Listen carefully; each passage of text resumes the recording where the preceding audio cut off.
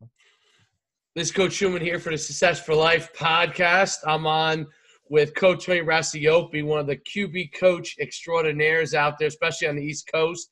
One guy who's really improved his brand from a coaching standpoint and where kids are lining up, not just kids, but pro quarterbacks as well are lining up to work with him. He's fastly becoming known as one of the QB whisperers out there around the country. Tony, welcome to being on the Success for Life podcast. Hey, thanks for having me, Dave. I really appreciate this.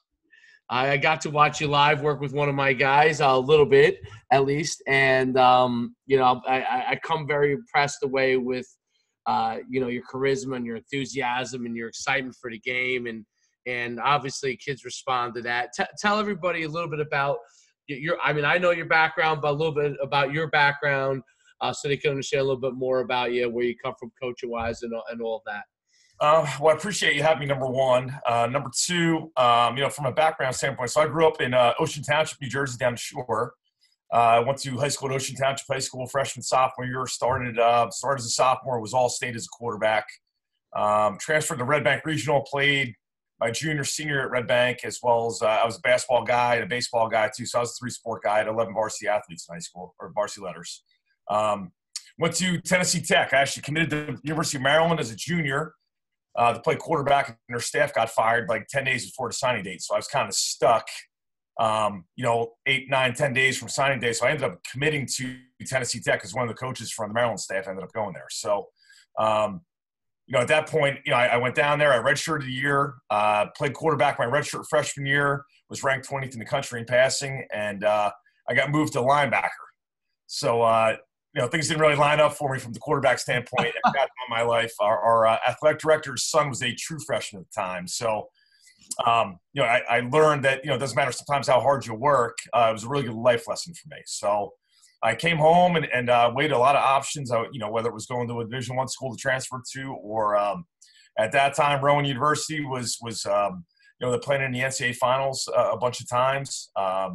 Turned out some really good players over the years. So I decided to go there, and it was the best decision I ever made in my life. And, I played as a sophomore. I started as a junior. I led all of college football in touchdown passes and yards, all levels as a junior. And senior year, I, again, finished, in the top 10 in that. So, when I graduated, I was the fourth-rated passer in NCAA history. It was just an awesome experience.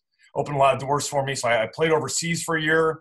I came back and played arena football for a year. Atlantic City Car Charts had an indoor team for one season, which was awesome for me, being a Jersey kid and obviously going to do college in South Jersey. A lot of my friends came and family.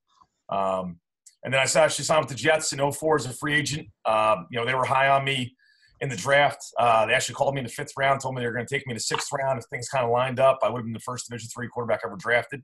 They ended up taking Brooks Bollinger in the 6th round, which, stunk for me. But it just kind of made me stay patient, work hard, and things still kind of lined up. So I was there in 2004 as a free agent, got cut. And then I went down to the Dolphins in 2005 as a free agent and got cut. So at that point in my life, I just, wanted to still play as long as I possibly could. Obviously, things didn't work out for me, so I jumped into coaching. So at that time, I was the office coordinator at Kean University for 1 year. I started teaching phys ed at Union High School.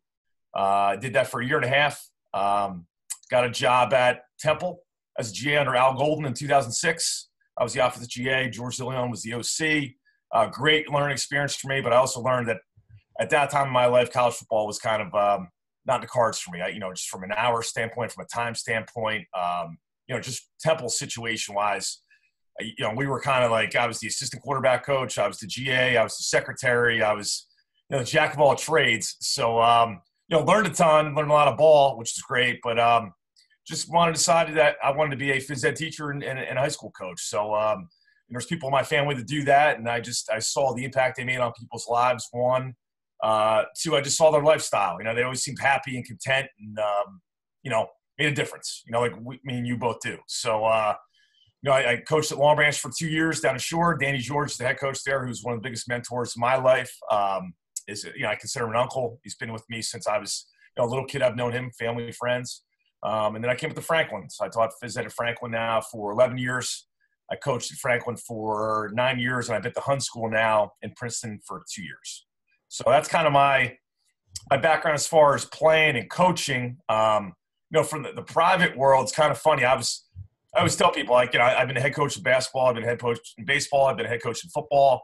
I really never got into the private stuff just because I was always coaching. So, really, I interned with the Jacksonville Jaguars 2 summers in a row in the summer in training camp with the offensive staff, with the quarterbacks, where I met Buddy Tevens at the time, who's Dartmouth's head coach and runs the Manning camp. So that's where we kind of connected. Saw me coach, saw me do my thing, and invited me to be a counselor at the camp. So worked the Manning camp now 6 years. I'm one of the top guys. All the top college quarterbacks that they invite in. I'm one of the 4 coaches they invite on the field with Eli and Peyton to actually train those guys for 4 days, either at lunchtime or later on in the day between sessions with the high school kids. So it's been a great experience for me, and obviously getting to work with the top end guys. And, from a confidence standpoint, you fix guys that are playing at Notre Dame and UCLA and USC and, top 5 picks. It gives you more confidence to work with anybody. So that's how I kind of got into the private stuff, was just I started training those guys, and then, college guys started wanting to get work in, and then pro guys started wanting to get work in. So that's where I started working at Test, just to do the combine stuff. And then, I remember starting, I had like 5 or 6 high school kids. That's the only time I had. I would do a group of 6 high school kids, and that was it. And I would lock it into 6, and I would kind of do those guys for 2-3 months at a time.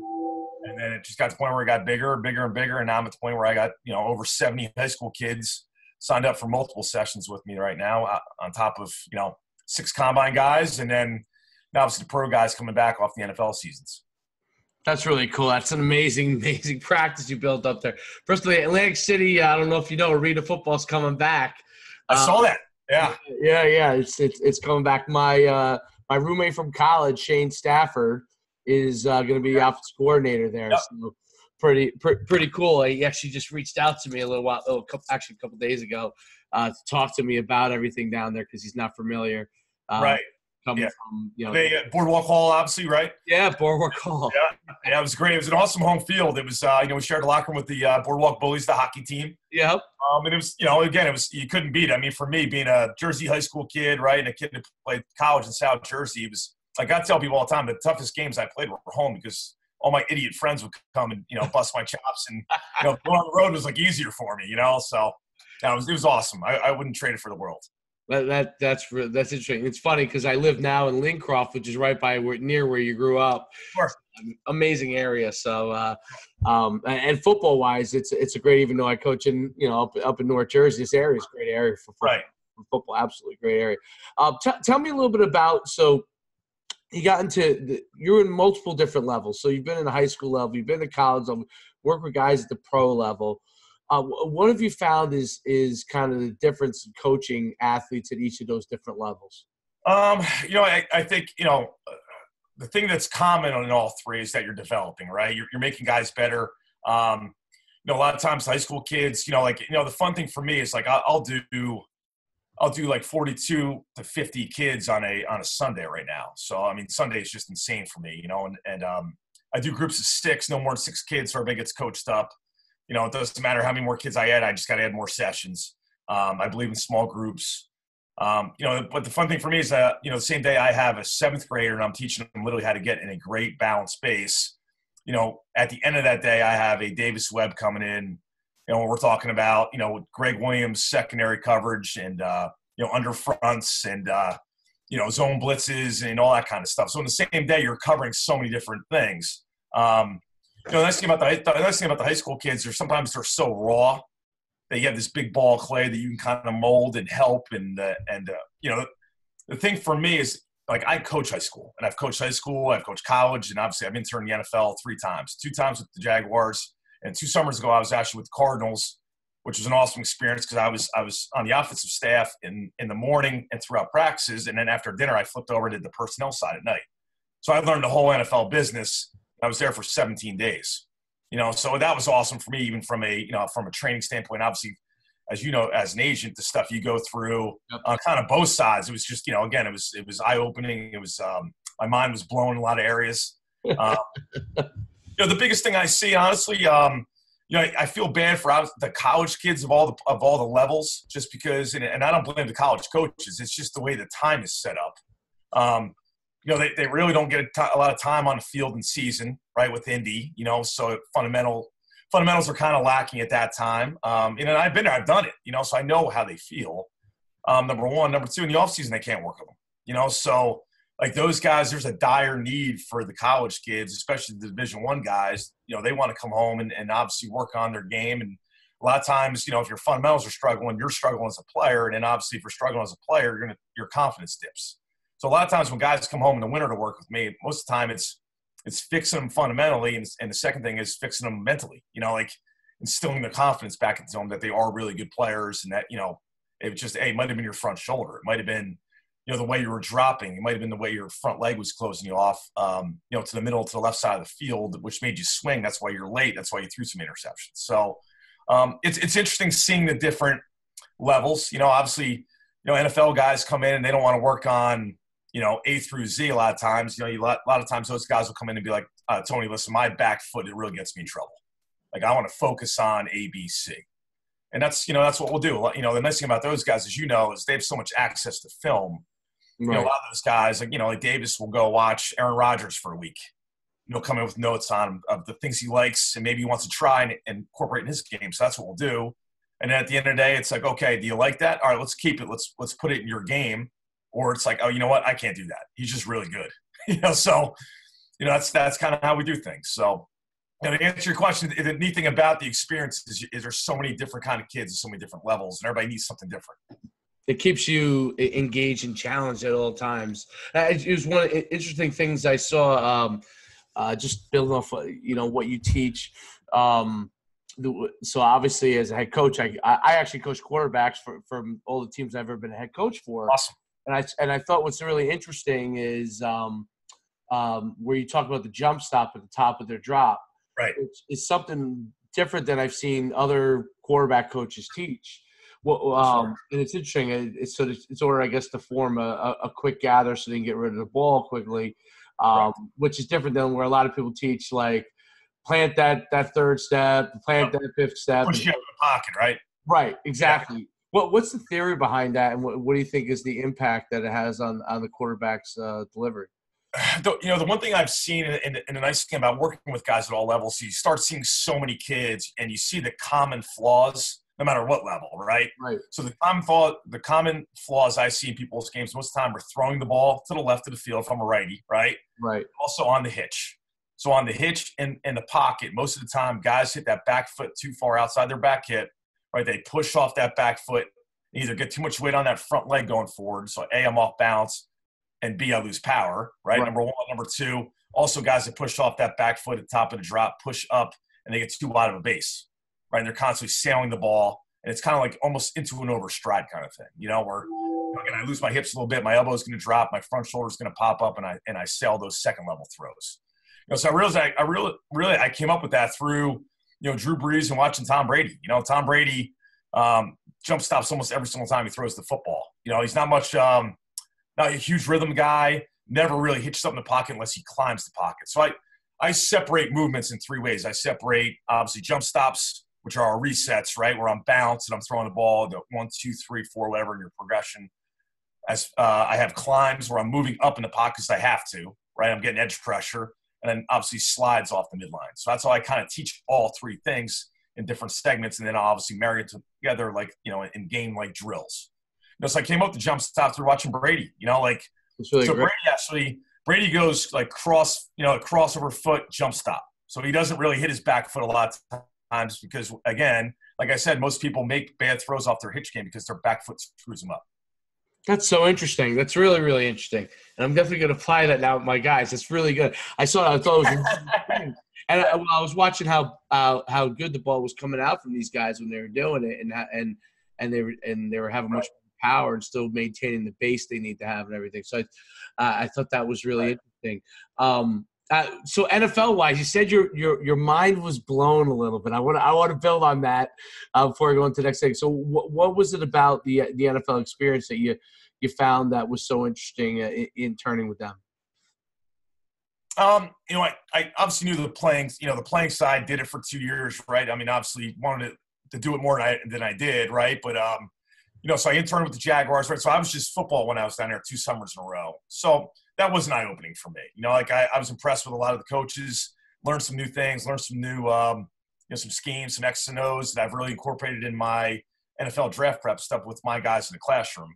But the Cardinals was great because I got to literally obviously see the coaching side, right? But I also got to see the personnel side and kind of how ownership kind of mended in. So, as a player, sometimes you're so naive to things and what goes on behind the scenes, where I was able to see kind of all three facets of an NFL team. So I saw the ownership side, saw how they, their relationship was kind of with personnel, and then personnel side with the coaching staff, and kind of how all three kind of groups kind of have to mend together and make a decision on a backup quarterback or a fourth receiver or a tight end or those kind of things. So it was neat seeing all those things because at the end of the day, it's something maybe I wanted to get into. I've had some opportunities in the NFL to be kind of a quality control guy or kind of get in as an entry level guy over the last 2 or 3 years, just because I've met so many people doing this. And people see you coach, and obviously, you go through it. When people see you do your thing live, they're impressed with you. So it's the ultimate compliment, and the fun thing for me being a quarterback the last couple of years is a lot of times I'll have receivers and tight ends come in as well to test, and I'll end up throwing at pro days. So I've thrown at Rutgers, I've thrown at Monmouth, I've thrown, kind of all over the place. So, people see you interacting with kids and motivating, and you're in your element. It's the best way to describe it. Absolutely. What have you found quarterbacks between, like, you work with a lot all the time, ongoing. What have you found is the difference between quarterbacks that get to, towards those elite levels from a mindset standpoint, and this is really, to help high school kids that really want to know, because you see it all the times. But this could go for anybody, but high school kids that want to become college players that want to become NFL players. Like what's the mindset things that can really get him to a different level? And this is taking talent aside, because obviously they're physical tools that are needed. But from a mindset standpoint, what are the things that you think are required for a quarterback? The ultimate competitor, right? So at the end of the day, quarterbacks are the most competitive guy in the room, whatever room they walk in. There's a certain look to a quarterback when he walks in the room. There's an attention on him. I think there's, between that, I think, the second thing is the attention to detail, especially in the classroom, through film study, knowing themselves as they get older. A lot of times guys that, when they get to their 23, 24, 25 years old, they kind of know themselves, right? They know, right.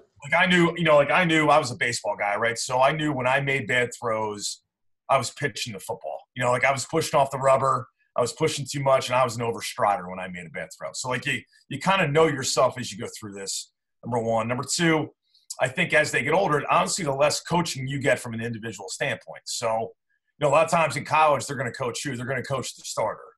So when you're the third string guy or you're the red shirt guy, a lot of times you have to kind of coach yourself from a fundamental standpoint, And obviously in the NFL, a lot of those guys, you're on your own, So you're watching your film.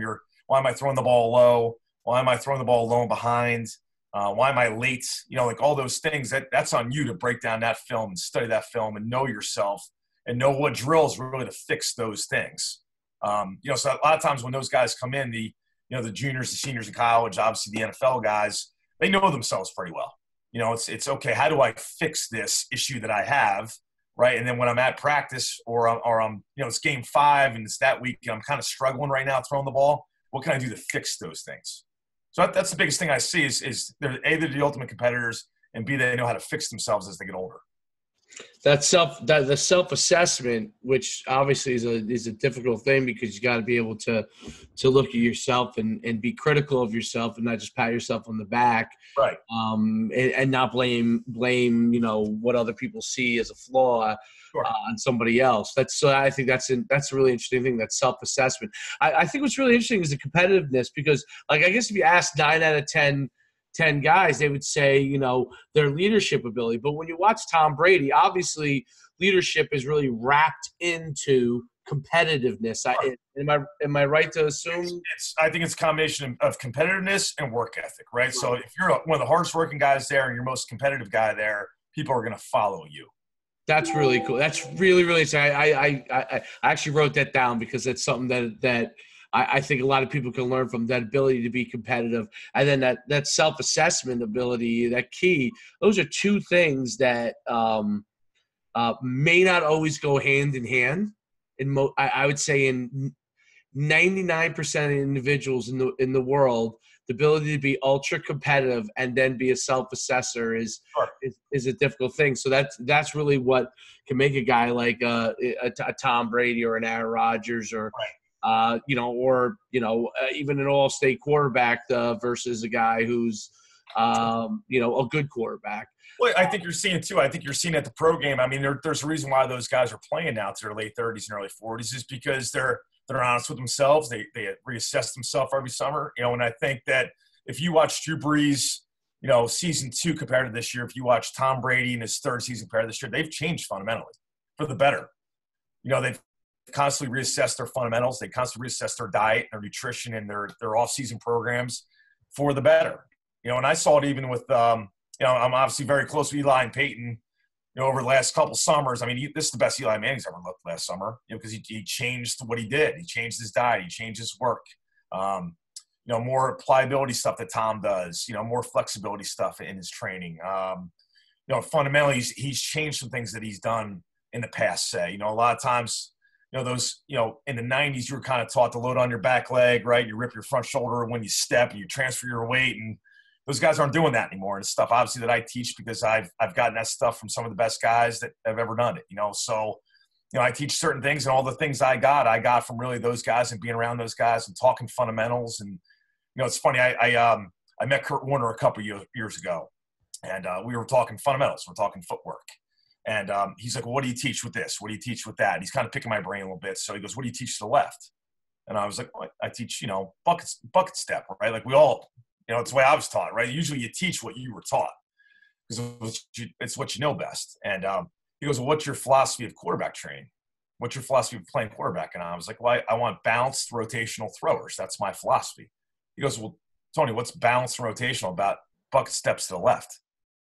And he shows me what I was teaching. I was like, you know what? You are 100% right. Like, I feel like the biggest hypocrite in the world. So he goes, why don't you have them dovetail? Why don't you have them turn? It goes in your philosophy. It's about being balanced and straight to every throw, right? You want to take the middle of the field and you want to turn it with your crossover foot. So that last crossover sets every angle you have and sets your balance to every single throw. And if you do that when your back foot hits, it's a straight throw to every guy from sideline to sideline. And I did it 3 or 4 times, and I was like, you know what? It's one of those, like, duh moments, right? Like, why didn't I think of that earlier? Like, why didn't I think of that idea? And for him, he goes, it changed my game. I was a Hall of Fame quarterback because I started doing this in my game with the Rams, and I didn't miss throws anymore, especially to the left. That's interesting. That's really interesting. What do you think also on, I guess maybe like the 90s, there were quite a few lefty quarterbacks, but basically – like as an agent, when a guy comes to me and he's a lefty quarterback, it's basically like, no, Yeah. Yeah, right. So, what do you think has changed? Is the fact that people don't want to adjust their playbook, go into the left, or? I think that's 100% right. I think they, a lot of times they're doing, as they're doing a lot of the mental tests now with guys. I know the Rams, or not the Rams, the Saints do one where it's kind of like how you learn. So it's like that 6 personality trait test, right? And a lot of times they have Drew Brees scores in those categories.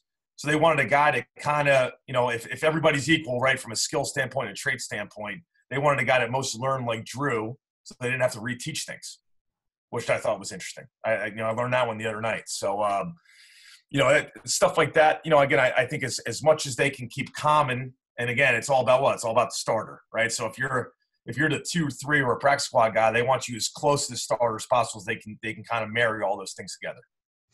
Yeah, I guess that's what it is, that more of the starters are righties, and then it's just trickling down all the way. Sure. Obviously college and not high school, but college. Right. You have less lefties at that level. It's really interesting. I was reading a whole article about it and how, like, at one point there were quite a few, but now they're just basically – right. They're basically it probably makes more sense in college, right? Because the hash marks, so right. A lot of times now with the college game, a lot of times their concepts are more field boundary as opposed to like strength, strong, weak, or right, left. So it's more boundary safety reads. That's the key for where you're going with the football. So a lot of things, a lot of fun for me right now is the fact that, like when you have these guys come in for the draft, I'm also learning 5, 6, 7 college offenses every year that they've run, so I'm kind of, again, adding that into my repertoire. And from an X&O standpoint, it's interesting hearing the different ways guys were taught to read coverages or taught to read concepts. And a lot of the spread guys, that's mostly what I'm hearing now, to tell you the truth, is Coach, this is our field, concept. We're working here. If the boundary safety, stays on the boundary, stays on the hash or works over top of the X to the boundary. If the safety rotates to the field, or drops down, like a buzz look, then I'm going to go to the boundary, So it's I'm starting to hear that more and more, with the same stuff. What do you think about and this I'm digressing a little bit, but obviously it's there's nothing like talking to somebody that knows the game intensely. And what do you think about the fact that watching the NFL, at least, then when you see the playoffs, two different worlds, the NFL regular season, what wins games, at least just my observation, passing and scoring points wins a lot of games in a regular season. And then you get to the postseason. Obviously the championship game, the Super Bowl showed that the most, but running the ball and power game and being able to play defense was a very big part of, and the passing attack was neutralized in some instances, not all, but some instances, by guys playing multiple coverages and sticking their best guy over their best guy and playing a lot of man-to-man and getting after people. Sure. How does the NFL – because they got to figure this out. And Bill Belichick has it figured out because he's got a hybrid going on, right? Yes, yes. You have the running attack. You have the fullback. You have their fullback's a high-paid fullback. They have the good running back. And then you have in regular season, your high-powered spread game with a real good defense. How does an NFL team start to put together personnel? Because everyone thought coming into that Super Bowl game – that Coach McVay was going to be completely that was going to be the future. Sure. And they ran the ball against Dallas. That's how they won the game against Dallas. But and played great defense. But now it's really like, okay, yes, you've got to have the spread passing game, which is a big part of college and high school, but now is working its way to the NFL.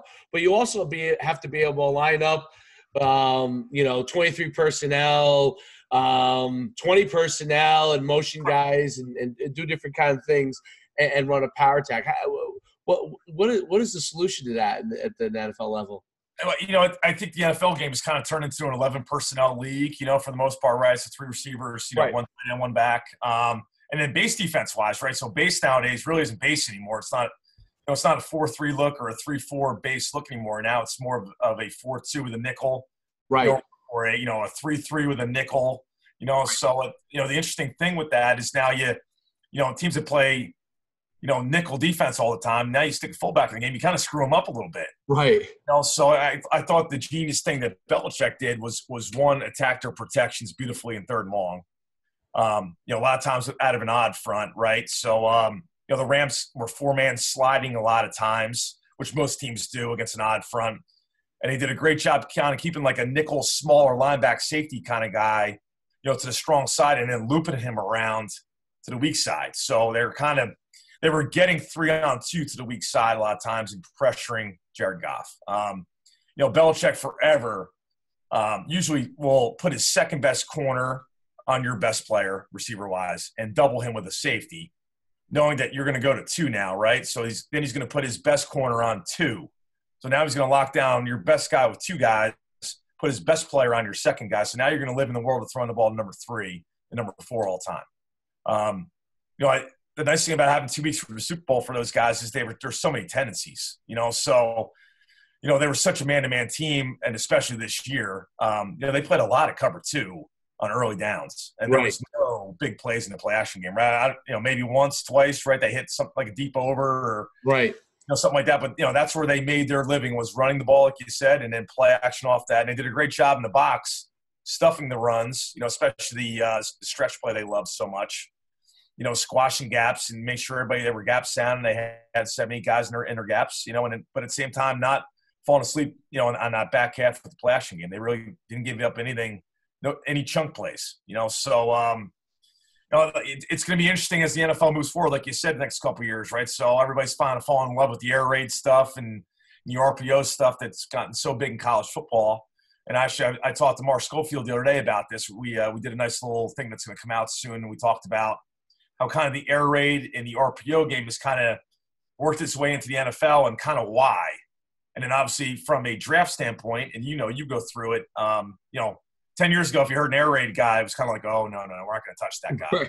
Right? He threw for 5,000 yards and 50 touchdowns just because of the system. That's it. And I think you're starting to see better quarterbacks at those programs, So, I talk to Davis about this all the time. Like, look at that room he was in. It was him. It was Pat Mahomes. It was Baker Mayfield. It was Michael Brewer who left, went to Virginia Tech and started. That was one quarterback room. Right. That's the first pick in the draft. That's the 10th pick in the draft. And that's the third-round pick in one room, So you're seeing better players go to those schools as well. Yeah, because they want to throw. That's the bottom line. The quarterbacks want to throw. And I think what's interesting is, like, I look at it like basically Bill Belichick was looking at that game. You leave your skinny guys on the field. We'll bring our big guys in. And, you leave your big guys on the field and we'll put our skinny guys in. And they have a unique set of skinny guys, meaning their skinny guys are short, quick guys that are you can't have a 6'1", 200-pound corner on those guys and cover them as nickel. Right. And that's what I think is so unique how they develop their personnel is that you have you'll have your traditional quote unquote tall receiver. Then you have such skinny, quick guys like James White, who's like a running back and a receiver, Burkhead, who's a tailback and a receiver, and then obviously Edelman. And then so they're waiting to see who you think that they have on the field, and then they just kind of go against the grain on that. It's everything's I bet you if you talk to Belichick and you actually cornered him and you're actually able to get him in an actual real conversation, it would be. I'm just looking at it logically. Like, you got their heavy guys out there. I'm going to put my skinny guys out there. Right, it's not that hard, right? Like, right. Exactly. It's interesting. Like, I've also heard through people that, if you look at their offensive line, they have the highest Wonderlic scores of any offensive line in the NFL. So he'll take a lower rated guy that has a higher Wonderlic score over, say, a higher rated guy who scored kind of low on it. So, obviously with the Wonderlic on offense, it's offensive line, your quarterback, and your tight end. Those three guys, they want the highest Wonderlic scores. Like, let's see how they think and they process information. So I always thought that was interesting, and it makes sense. You want smart, tough guys that are going to do their job. Yeah, their center, Dave Andrews, is a good example of that. Dave Andrews, he was great center in college, but doesn't have any of the measurables that normally you look at. We'd actually talked to him. I knew him from our events for many years. Okay. And what I knew about him was he was brilliant, literally brilliant intellectually. And obviously, the center is the smartest guy, right? Coach, right? Your smartest guy is usually your center because he's making all the calls, odds and evens, right? So, yeah, I agree 100% with you. And as soon as he got picked up by the Patriots, me and my partner at the time were like, oh, he's definitely making it. Like, that they will truly appreciate what David Andrews. And next thing you know, he was starting right away, and rest is history. But that's so interesting. Let's talk a little bit on the business side. So we talked a lot of football, but what do you think separates yourself from other quarterback coaches that might be out there, or people that run businesses like that has developed the following that you have? And you don't have to give away any secrets, but I could tell a lot from your personality. Obviously, I think you got a fantastic personality and gravitate towards that. Sure. Obviously, you're knowledgeable. What do you think are some of the things that separate you? I think the biggest thing for me that's helped me the most is, like I said, I've coached for a long time, and I've coached 43 high school seasons between football, basketball, baseball, and track. So I know how to coach and teach. So I think that helps tremendously. I've been a teacher for 15 years, so I know how to kind of teach it to every kind of learner and every kind of age for the most part. So, I think for me, from a training standpoint, like I said, I coached first. So, like, when I do a lesson, I treat you like you're my quarterback. Like I'm at practice right now. it's not so much a like you see like in the lab or like all that stuff you read people write about. So to me, it's not a lab. I'm on the field. Right. You're my quarterback. If I'm training you, you're my quarterback for that session. So, I think I work that way. I'm not, obviously the college coaches love the stuff that I'm doing with their guys, and I'm getting great feedback from them. And the biggest thing they tell me is like, I don't see any bags. I don't see any cones. I don't see, any bands in your stuff. And I'm like, well, no, I wouldn't do that at practice, So, everything I believe in doing is about being game relevant, making somebody more fundamentally sound, cleaning up their footwork, being able to move in the pocket, understand the game, understand how footwork is tied into every single route we're going to throw and why, on different drops and those kind of things, So I think what's kind of separated me is that I'm a coach first. I'm not one of those. I got into this later, which kind of helped me. I think just because again, it's a combination of being a teacher, of being a coach for so long, one, and two. And then the last thing is obviously I'm lucky that I have access to the Peyton Mannings and Eli Mannings and the those guys in the world where you're constantly reflecting on what you're teaching. Like, is this right? Is there a better way of doing this? Because again, it's if Eli's doing it, that means Tom Brady was doing it because they all steal from each other. So every time I get down there in summer in Thibodaux, Louisiana for camp, a lot of times I'm teaching this. What do you like about this? I love it. It's part of the deal right there. It looks like a linebacker to me. Oh, he's way too slow. He's made a guest appearance on almost every single one as soon as he get a half hour in. I love it. Well, I want to – Troy, give me 2 seconds. You want to give me a couple minutes? You want to say hi to Coach? No? No, what's up, my man? How you doing? Say hi. This only makes it. This is like appearance number 4 this year. Troy, give me 1 minute, and then we'll get right back to it. Okay. So there's one other thing I wanted to know that's really, really interesting about of the way that you do things. So, when I coached track for a long time myself, Sure. and I coach in football. In football, a lot of times, you get into strategy and everything like that. What I loved about track was the technical things about it. And when I started coaching football and specifically position-wise, because I coached track first before I coached football, I realized that technical aspect I learned in track really could apply to football in a unique way because a lot of coaches don't go that deep Absolutely. into the technical aspect and teaching that and combining that with strategy. What is your kind of thought on that from that standpoint? No, I agree with you 100%. Like, the biggest thing for me is even when I train, quarterbacks, obviously we start with all those little details, right? And we break every single thing down. And again, a lot of times I kind of worked backwards, right? So like you asked about the jump stop before, a lot of things I've done with stuff I teach is because I see the mistakes people make. And it kind of built me into a philosophy of what I teach with certain things. Like, so for instance, I don't teach shoulders as a power source, right? So a lot of people teach, rotate your hips and shoulders through the throw, and a lot of times I've seen guys that try to use their shoulders so much as a power source, right? So the front shoulder is usually tied to my throwing elbow, right? So my front shoulder opens too soon, my throwing elbow drops and I come across my body, right? So a lot of times the stuff I teach is based off the issues that I see with guys, again, at all levels. That's the nice thing about the way I do things is that, at the end of the day, I'm always going to do fundamental stuff first, right? But at the end of the day, we're always going to kind of tie that into real football, right? Because at the end of the day, it's about playing real football better, right? So, it's understanding how to throw a curl. It's understanding how to drop and maybe slide and have to throw the same curl. It's cover 3, the ball's thrown usually in this window. If it's cover 2, it might be the next window. If it's man free, inside leverage, I might have to put the ball on his back shoulder, bring him down the stem a little bit. So it's, just throwing a curl, there's 4 or 5 different ways of throwing it, right? So, right.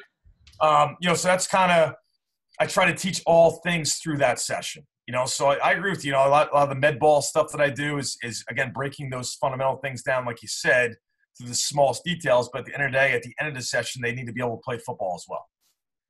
What do you think about, from a business standpoint, where does it go from here for you within what you're doing? So do you think that the current state of what you're doing can continue to expand? Is it something that you want to continue to expand, or is it something that you're going to continue to focus more on elite guy. Like it's a really interesting, business model, because I always found training to be something that, once you get your expertise and you continue to develop people underneath you, Sure. or do you have to, in order to expand, or do you keep it like where it is, and then does that begin to strap your time, and do you get at some point say to yourself, how do I expand from it?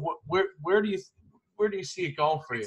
That's a great question, and one honestly I struggle with at times, just because I've never had this goal of being like, I want to be the best trainer in New Jersey, or I want to be the best trainer in the country. That's never crossed my mind. Like, how do you even justify that? Like, how do you compare that? So I think that I think I put out a great product, right? I think that kids know they get better every single minute they spend with me. I think there's an evolution over time, from junior year, senior year, or freshman year in college to sophomore year in college. I think the beauty of the quarterback position is, I went through this a lot with a lot of the college guys that I train, because they're young, right? So, a lot of times, like Kenny Pickett, per se, from Pitt, right, who I've had for a while, had some glimpses as a true freshman, right, where he did a great job.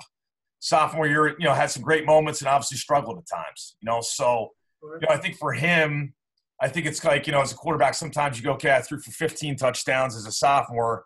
Well, that means I got to throw for 20 as a junior. It's not a better year. Or you might be a 5 times better player, right? But you might have lost some players on the outside. Your OC might have changed. It's a different scheme. So I think for me, to answer your question without getting long-winded is, I don't really have goals in what I'm doing. It's kind of I take it day by day. I take it week by week. And it's kind of worked out for me. So I know. But by times of year, I know when I'm busy. I know when I'm not busy. Like, right now, obviously with the high school kids rocking and rolling, I got, 5 NFL draft guys with me right now that are here full time. And obviously, David, I still talk to and kind of train, through cell phones and those kind of things up at UConn, So, like those guys are taking my attention, obviously, during the week. And I'm spending a lot of time with them, obviously, because I want to put a great product out there, because I know they're going to flush me. And obviously as we get through this thing and those guys get into, mini camps and those kind of things, and I really start diving in more and more to the high school kids, kind of getting them ready for, their seasons or camps or whatever their goal is, So, really from a time standpoint, I don't know if I have more time, So, I don't think if there's a niche, I don't know. I enjoy kind of, to answer your question, I enjoy high school kids. I enjoy college kids. I enjoy pro guys. Do I see myself working with them, next year, 5 years from now? Absolutely. I think all 3 groups make me a better coach with the other 2, if that makes sense. Teaching a freshman kid the same day I'm teaching a 4-year vet in the NFL. So the Cowboys have reached out to me. They want me to train Dak Prescott, over the next couple months up here, either in Jersey or you're going to fly me down to Dallas, obviously, when I'm done with the combine stuff. So, you get a guy like Dak and it could be 2 things on Dak Prescott that's holding him back fundamentally. Hopefully I'll find out in the next, 5 to 10 minutes of a throwing session, So, stuff like that comes on your plate, and it's awesome. It's exciting, but it's the crazy thing again about the quarterback position is you're so tied into the team you play on and your system, So there's some great players out there that play on some really great teams, right? With some unimaginative offenses that don't look like really good players. And there's some okay guys out there that play on some freaking awesome teams with some great coaches that can scheme guys up, So that's kind of the stressful things about me in the fall is seeing those college guys go play, and you can't help them, like you did all you could from a fundamental standpoint and all the stuff in the classroom that you spend. But at the end of the day, it's about, they got to do their job on their teams.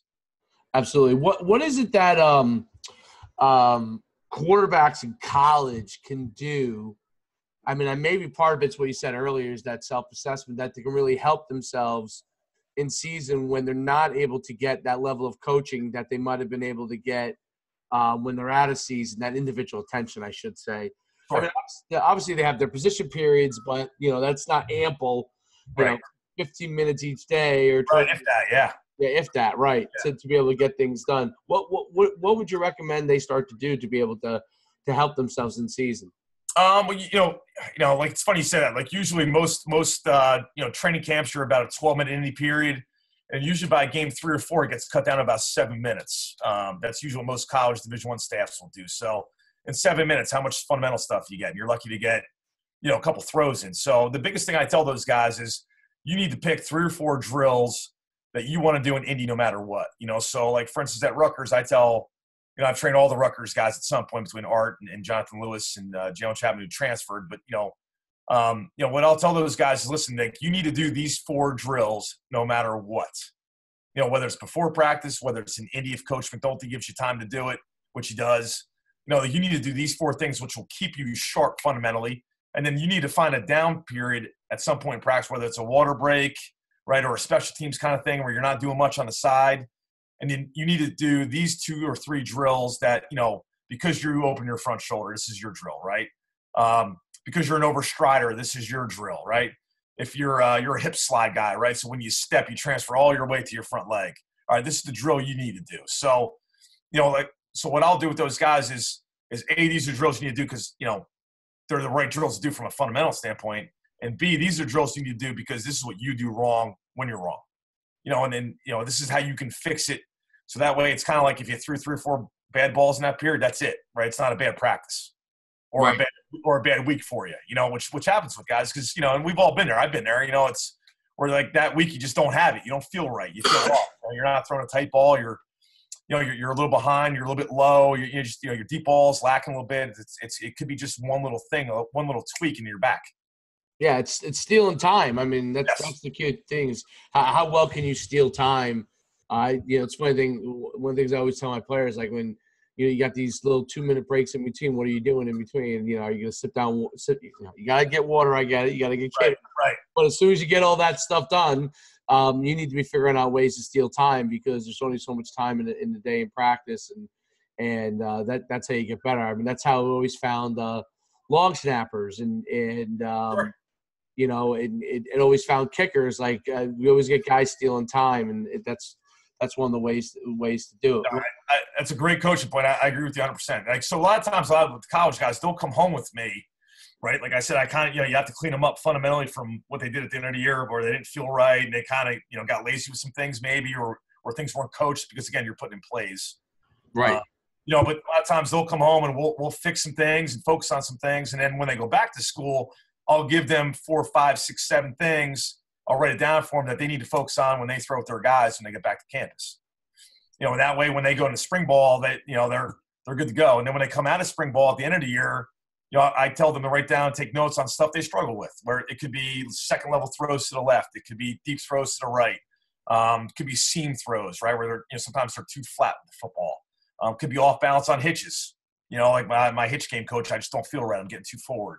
And then when they come home, at the end of the semester, like after spring practice is over, going into the summer, that's what we focus on. And again, you kind of empower them by doing that stuff because again, like I said, my biggest thing is you need to know yourself and you need to know how to fix yourself, right? So if I'm always just telling you what to do, the nice thing is when they do come home, they know what they're doing because they either they assess themselves or they got it from their quarterback coach, offensive coordinator, which again, you're helping that guy out. So, sometimes you get a guy that doesn't like the fact that you work with their guys or, you fight that sometimes. Right. But, at the end of the day, if you're helping them get their guy better, and the good ones out there know that they don't have time. They don't have time to fix those guys because they can't, they can't coach them in the offseason. So. You can't coach them. Well, that's the big thing is I told my kids, you got to go to somebody in your offseason if you're a quarterback. I mean, if you're not going to somebody that's good, you're not getting better. And then next thing you know, like if you're just waiting until when we come around in June. Yeah, too late. It's too late. And you're right. We can't work with them. Like, you could stand back and you could hand them a drill sheet, but you can't get on the field with them and coach them up to 500 points. Right. So there's only so much you can really do with them. And that's problemsome. And if they don't get with somebody and fine and tune those things, it is way too late. It's an exploding world. It's funny because when I started running my camps back in 2005, I mean, there was a couple people maybe, and now any guy that's picked up a football and thrown it a few yards. Listen, it's funny because I have Steve Calhoun who runs Armed and Dangerous. Yes, of course. Yeah. So Steve's one of my best friends, right? Yep. So he's my roommate at the Manning camp with Rich Bartell. You know, the three of us are always together. And along with David Morris, right from QB Country. So the four of us are kind of like, that's our pack, you know. So it's funny because he always says, like, you think it's bad in Jersey. Come to Cali, bro. So he goes, come to Cali, bro. Every 5 yards there's somebody, you know, it might have been a freshman quarterback in high school that's doing lessons, you know. So, and they're getting clients. Like you're seeing 6, 8, 10, 15. You know, they're all getting they're getting some clients. It's funny because I know Steve Calhoun, because Steve Calhoun did my very first camps in California back in like 2007, 2008. Like Steve was just beginning. I mean, he was doing QBs already, but like was just beginning to build it. I don't think it was called. It might not have been called Armed and Dangerous back then. It might have just been like Steve Calhoun training at that time. Right. Now, you know, it evolved into that. But yeah, it's funny because I've worked with many. I don't know if you ever heard of Jeff Christensen. I work with Jeff. Yeah, sure. I've talked to him a bunch. Yeah. So Jeff was Jeff is a good friend. I've known him for many years. He started. I met him back in my camps back in like 2007, 2008 because out in Chicago. Yeah, in Chicago. Yeah. He would come work my camps, and he's a unique guy, and he's the right fit for certain people, not the right fit for other people. I agree. Yeah, you know, he'll tell you that too. So absolutely. And I think that's I think it's an interesting thing because it has exploded everywhere, and but there are people that do things much better than others, and I think besides the technique. By the way, I learned a lot from a technique standpoint just listening to you.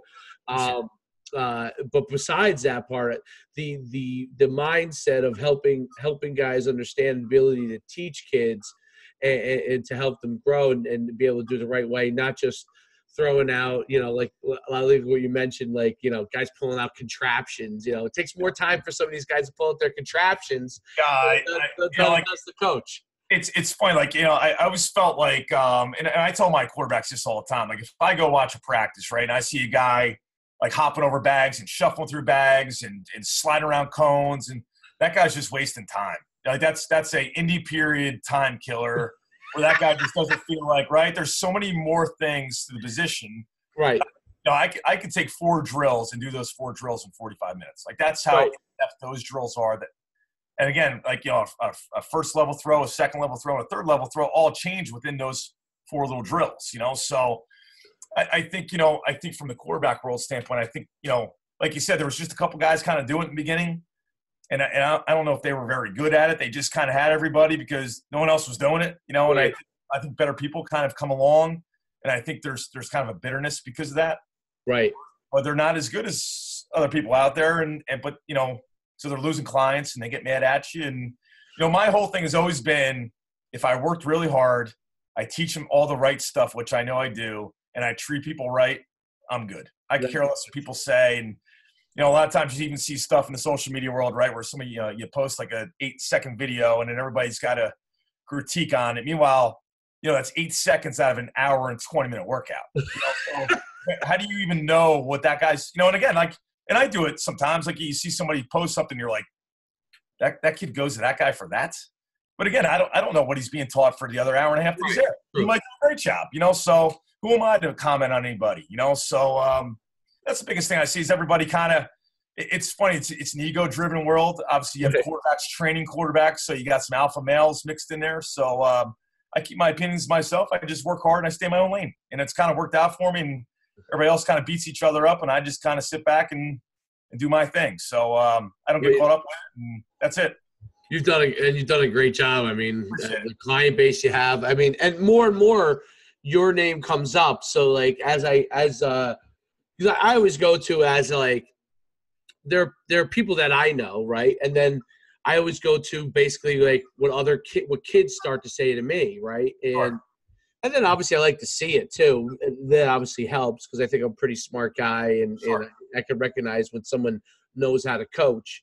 Because really that's what it comes down to is like, you know, when people talk about being a QB trainer or any kind of trainer they are, like, you know, when I think of trainer, I think of like the personal trainer that's, you know, teaching someone how to do walking lunges. Right, exactly. And giving them the water bottle. That's what I think. You're a coach. Right, you're a coach. You know, a coach comes in there and not just teaches you drills, but helps you understand the important parts of the game and and all those kind of things. That's what I love about what you're doing. Like you're a coach first, you're a teacher first. Appreciate it. And those two things are the key, I think, to really being successful in this in the long run, because a coach and a teacher and like I would say what you said is so true. The drills, things like, it's like, okay, you want to see me? I can make up magic drills. I can make them up as good as anyone. No doubt about it. Yeah. Well, I think that, I think guys, they copy the Elite 11 model, right, at times, or they, again, they see stuff on YouTube that kind of looks good, and why are you teaching it? At the end of the day, I can tell you every single thing that I teach you and why, and the purpose of that to help you be a better quarterback playing the game of football. If it doesn't fit into that, I don't do it. So there's so many more details to every single thing. A first window throw, it could be a second window throw, it could be over top of somebody, layering the football. There's so many little things to go over. Like I could be there for 3 hours if I wanted to. So, I think the biggest thing, for me is that, the ultimate compliment is guys like you telling me that, and obviously high school coaches, and that's kind of, I've had so many high school coaches reach out to me like, will you please train my quarterback? He's been going to, whoever, and it's only gotten worse. Right. They're getting better, but they're getting worse. And could you please almost, fix them in a way? So, to me, that's the ultimate compliment that your peers are sending you kids. Absolutely. There's no doubt about it. Well, on that note, let's tell everybody where they can find you, how they can get in touch with you, all the different social media, right? Well, whatever you want to give them information. It's really easy, at TonyRaz03. So that's my Twitter page as well as my Instagram page. I'm at Test Football Academy, which is in Martinsville, New Jersey. We're about 15 minutes north of Rutgers, right up Martinsville, which is up the hill there.